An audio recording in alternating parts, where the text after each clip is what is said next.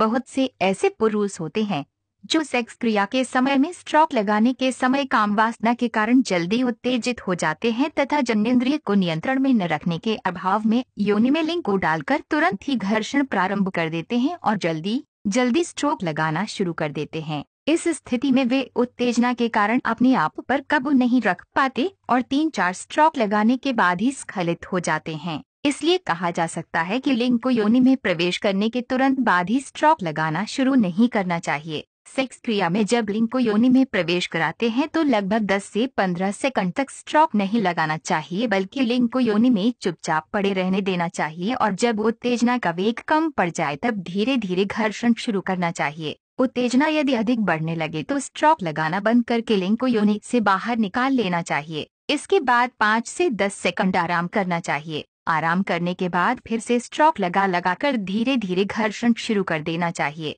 इस प्रकार से सेक्स क्रिया करने से पुरुष को यह महसूस होगा कि इस बार उत्तेजना कुछ हद तक काबू में आ गई है। जैसे ही आपका स्खलन होने लगे वैसे ही लिंग को योनि से बाहर निकाल ले, इससे स्खलन रुक जाएगा। इस प्रकार से संभोग करते समय प्रत्येक बार आराम करने के बाद उत्तेजना पर नियंत्रण बढ़ता जाएगा और 4 से 5 बार इस प्रकार से संभोग करने से स्खलन के समय पर पूरी तरह से नियंत्रण हो जाएगा। जब उत्तेजना पर नियंत्रण हो जाए तो फिर स्ट्रोक की गति को बढ़ाया जा सकता है और फिर एक स्थिति ऐसी भी आ सकती है जिसमें तेज धक्के लगाने पर भी स्खलन नहीं होगा। इस विधि से सेक्स क्रिया 15 मिनट से 1 घंटे तक की जा सकती है। घर्षण रोकने की क्रिया को अधिक से अधिक 3 से 4 बार ही रोकना चाहिए। यदि इससे अधिक बार रोका गया तो स्खलन होने में बहुत अधिक रुकावट उत्पन्न हो सकती है और ऐसा भी हो सकता है कि स्खलन कैसे हो। वीर्य स्खलन बहुत देर तक रुक जाना भी कष्टदायक होता है क्योंकि बार बार वीर्य स्खलन में रुकावट उत्पन्न होने से स्खलन केंद्र पर नियंत्रण समाप्त हो जाता है और पुरुष स्खलन के अभाव में पसीने पसीने से तर होकर बेचैन होने लगता है।